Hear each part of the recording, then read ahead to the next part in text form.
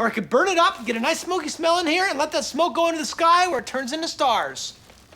That doesn't sound right, but I don't know enough about stars to dispute it. Welcome to WatchMojo, and today we're counting down our picks for the top 20 It's Always Sunny in Philadelphia moments. I play a troll on the musical. Troll? Yeah, and it's called The Nightman Cometh. I can sing you my song if you like. For this list, we're looking at the most memorable, rewatched, and meme-worthy scenes from this long-running adult sitcom. Which member of the gang do you connect with the most? Let us know in the comments below. Number 20, the fight milk pitch. What up? Are you ready for the best idea ever? Do you have money? Do you want even more money? When Mac and Charlie get an opportunity to pitch a product to a room full of business people, they present a truly one-of-a-kind drink. Made from crow's eggs, milk, and a questionable amount of alcohol, Fight Milk was designed to give bodyguards everywhere an extra edge. The absurd product is highlighted by a hilarious commercial. There's lots of choppy editing, plenty of random pictures and behind-the-scenes shots accidentally left in the final video. Most of the audience seems utterly confused at what they even watched, but Mac and Charlie's enthusiasm for their drink outshines the cheap production value. While we wouldn't recommend actually drinking Fight Milk, their ridiculous pitch for it is a must-see. Watch his profit soar high as a crow!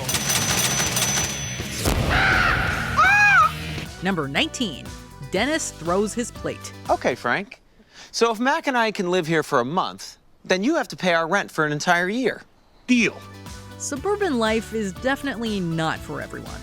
Mac and Dennis learned that the hard way after an attempt to relocate to a home outside of the city slowly drives them both mad.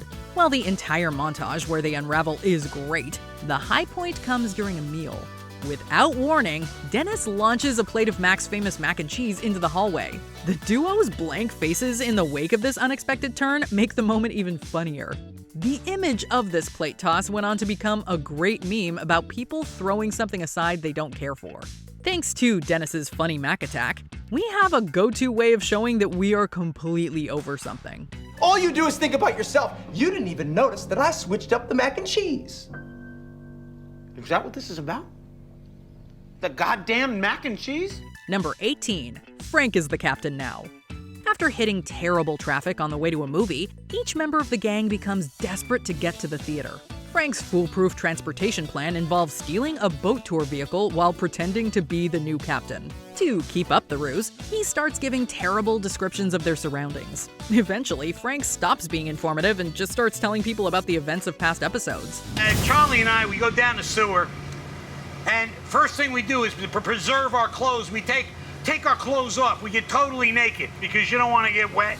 Danny DeVito's gut-busting plot summaries served as a great highlight reel for the series. And as soon as he abandoned the tourist to run to his movie, we knew the scene would be unforgettable. Unfortunately for Frank, the police remembered that he stole the boat and arrested him. Number 17, Mac crashes Dee's car. Mac and Charlie had a pretty bad history with the intimidating and imprisoned Luther McDonald. When it becomes clear that this antagonist will get out of jail, the two plan to cause a car crash and fake their deaths before he can attack them. That's it, I got it. Forget the bindle. The only way that my dad is not going to kill us is if he thinks we're already dead. The duo steals Dee's car keys, scatters evidence, and makes a less than graceful escape out of Charlie's apartment in increasingly funny scenes. But the best part of the plan occurs when Mac stages the crash. While we were ready to see him jump out, he instead careened straight into the wall. Mac's easily avoidable accident was a hilarious twist. Although we knew the duo's ill-conceived plan would probably run into a few obstacles, we still did not expect him to hit this wall. Oh my God! I was going too fast. I was going too fast. Oh my God! All right, let's get out of here. We're gonna have to burn the car. Let's do it. We'll have to get some gasoline. Number 16, Jokes on Dee. The gang usually cannot go 10 minutes without insulting Sweet Dee, but they lose interest in making fun of her when she hits a new low. She starts the Gang Broke Dee episode by eating old cake, smoking, and drinking with little energy. She's also able to predict any incoming insult before it can be thrown at her. I got one. Go. She looks like Like a bird. That was it. Was that it? That was it. See, that would have been fun. would have been great. What are you doing? You know, that's not fun. Stop whatever this is. Everyone in the gang besides Dennis tries to get her back on track by encouraging her to do stand-up. After she achieves astronomical success, they reveal her career was all an elaborate hoax. Why would you do this? Oh, well, you know, you were being all mopey and annoying and complaining and stuff. We wanted to show you that you could sink lower. Their prank is so needlessly cruel and complex that we can't help but be impressed. And Dee's rage-filled reaction was the perfect punchline for the joke they had at her expense. Number 15, Dennis doesn't flinch. Jardy McDennis, the game of games. Now, what we did is we took our favorite aspects of a bunch of different board games and we mashed them all together. During a slow day at the bar, the main cast agrees to play a complicated game that has tons of outlandish rules and events. After Dennis makes it through the mind round, he's expected to put his body on the line to win. This leads to a scene where he can't flinch an inch while darts are headed straight towards his hand.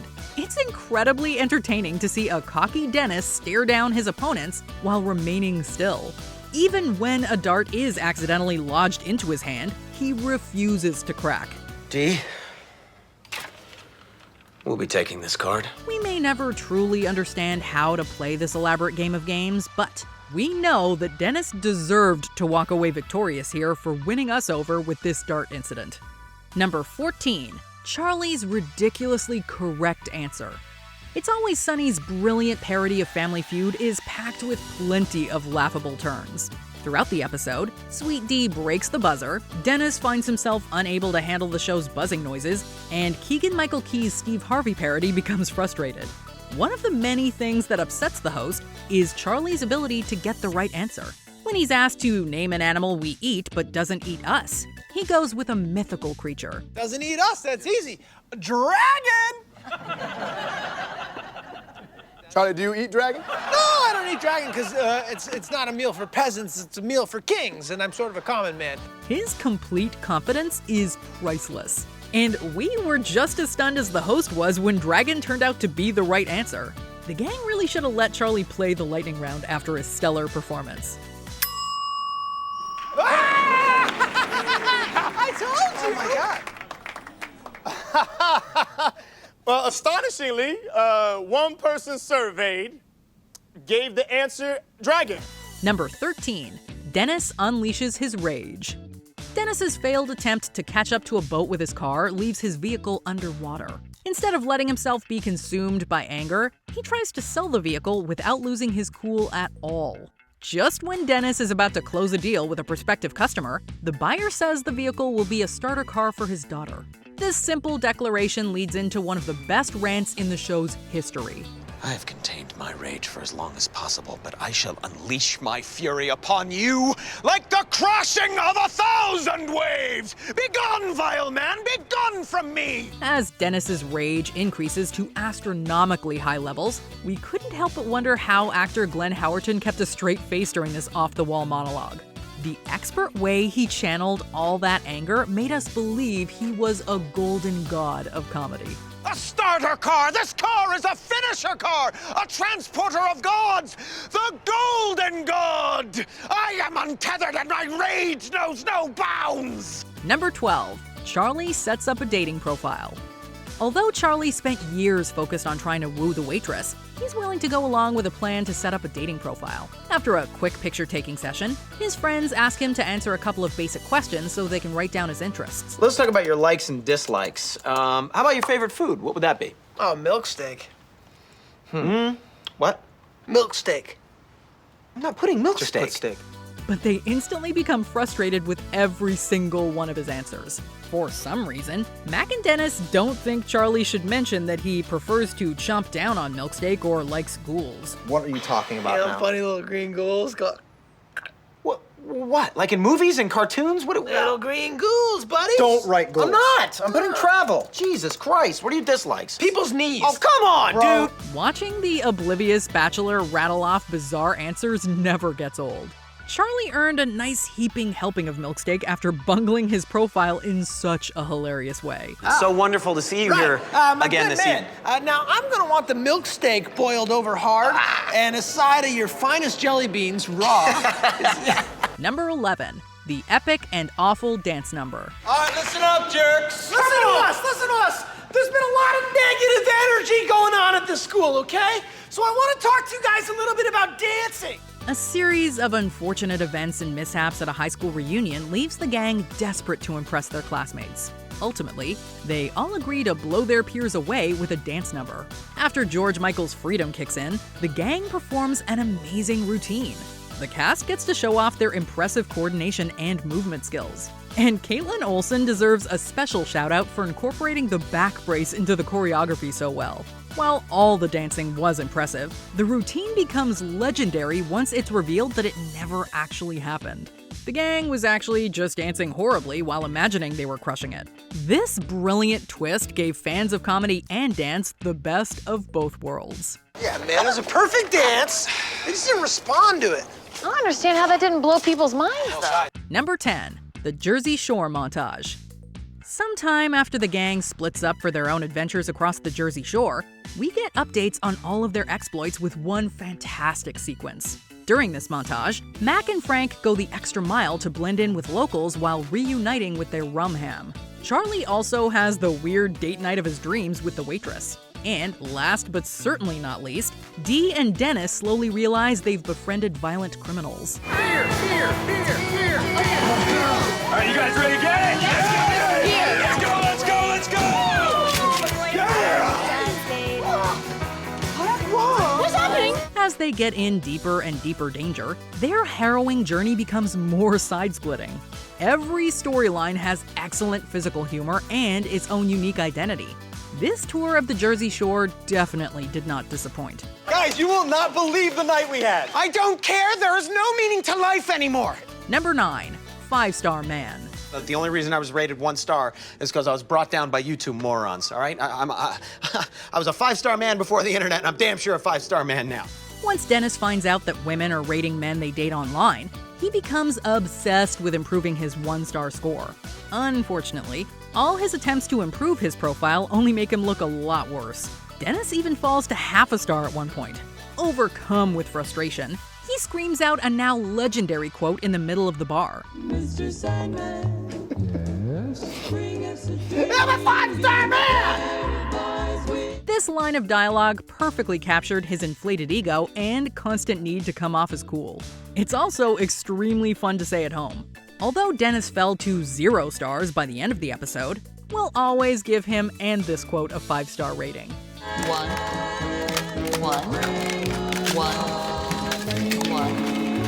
I'm a 5-star man! Number 8. Charlie plays the wild card. No, you're the looks, I'm the brains, Charlie's wild card. That's That's awesome! Before the gang launches their scheme to profit off of gasoline, they named Charlie as the wild card of the crew.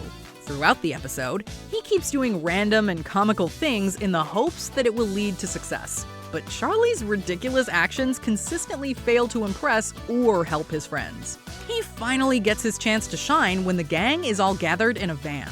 After Mac realizes he can't stop the car, Charlie reveals he's responsible. Why aren't the brakes working? Because I cut the brakes! Wild card, bitches! Yeah! His final act of sabotage was a beautiful way to pay off the wildcard joke. Charlie's friends learned the hard way that giving him free rein to do whatever he wants can have explosive consequences. Number 7. Dennis and Charlie gaze at each other. What could have been a nice restaurant evening out for the gang turned into a battle of wills and tables. When Frank and Charlie get a table across the restaurant from Dennis and Mac, both parties wait to be approached by their friends. We can do our thing, they can do their thing. I'm sure at some point they'll come over to pay tribute. We can say hi to them then. That's weird. I know Charlie sees me, but they seem to be sitting at their own table. But the two Reynolds men refuse to yield to the other table. In the middle of the feud, Charlie and Mac catch each other's eyes. The longing gaze they share is absolutely hilarious. What are you doing? Are you staring at them? Yeah, dude, Charlie's looking right at me. Stop it! Dude, stop it! He stopped looking, stop! Although they spend pretty much every waking hour together, the duo acts like they've been separated for years. Every person deserves to have someone look at them the way Mac and Charlie look at each other. Number 6. Frank starts blasting. Frank's never been afraid to sink to new lows in order to make a quick buck. In one episode, he lies about defending himself from muggers with guns on the news. Frank's ultimate goal was to get frightened people to buy the brand of firearms he was selling so he could turn a profit. During his energized appearance on the news, he gets really into his fake story and demonstrates how he stopped them. Anyway, I started blasting. Bang! Bang! Well, I don't see so good, so I missed. The sheer sight of Frank whipping out a pair of firearms and shooting them like he was in a Western is enough to get us laughing every time. In the end, we learn that his silly gunslinging ways actually motivated people to go out and buy his product. I bought a stake in Gunther's Guns. I got everybody angry and scared. They bought the guns. I made a fortune. Oh my God, this is crazy. Number 5, a one-shot health inspection. I'll be conducting an impromptu inspection of your bar. Okay, yeah, what happened to Alan? Alan was let go on account of his leniency. Shall we begin? Okay, sure. All right, let's get going. While Charlie is usually seen as disposable to the gang, he becomes essential to them when a health inspector comes to evaluate the bar. He's given the daunting task of making them look reputable while putting out lots of small fires. Hey, all right. Why are you doing that to me? Okay, I don't need you to do that to me, all right? Just go. Yeah, you gotta finish it up. How'd it go in the dumpster? You move it? Yes. Okay, here's the plan. Give this to Frank, tell him G-sharp. The scenario went from great to absolutely legendary when the show conveyed Charlie's journey with an epic long shot. While there were a few subtle cuts during the 7-minute sequence in reality, it looks seamless on film. It was mind-blowing to see the show incorporate so many props, characters, and moving parts at once. And Charlie is absolutely magnetic as the lead in this sequence. When the one-shot ends with the bar passing with flying colors, you will want to stand up and cheer.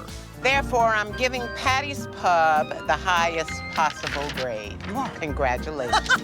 Oh my, you got me with the whole dumpster thing. Number 4, Dennis details his system of seduction. Anyone who wondered how a dude as sketchy as Dennis keeps getting dates had their questions answered by one acronym. Ladies and gentlemen, the Dennis system is a comprehensive approach to seduction that I have perfected over the years. While his system of seduction starts with a white lie, it eventually escalates into gaslighting and abandonment. Dennis explains every step of his sinister method while we see scenes of him using it on a pharmacist named Kaylee. I demonstrated my value to her by filling a prescription. I told her, it's for my grandmother. She's quite ill. Thus demonstrating my value as a loving grandson and an all-around great guy. What makes this sequence incredibly fun to watch is the amount of unexpected turns his system takes. As an added rewatch bonus, Glenn Howerton's real-life wife plays the target of his seduction.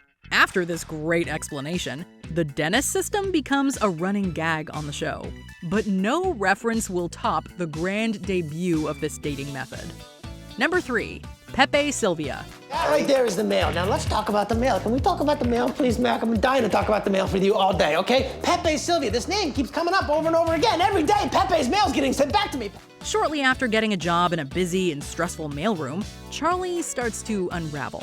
The biggest sign he's gone off the rails comes when he introduces his Pepe Silvia conspiracy theory.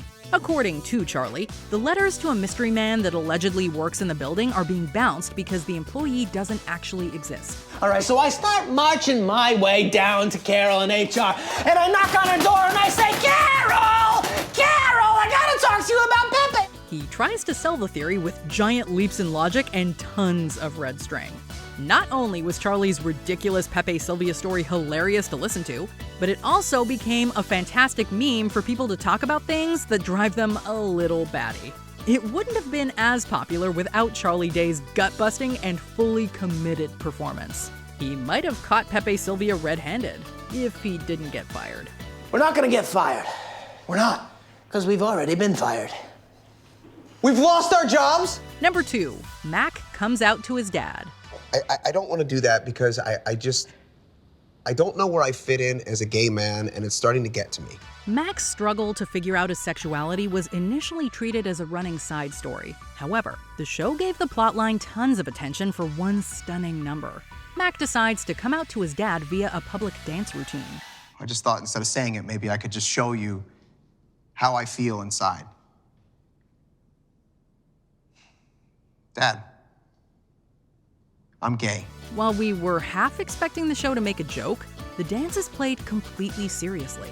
The emotional number genuinely captures Mac's journey of accepting himself and reconciling his sexuality with his religious beliefs. This sequence also contains a heartbreaking moment where his father leaves the audience during the performance.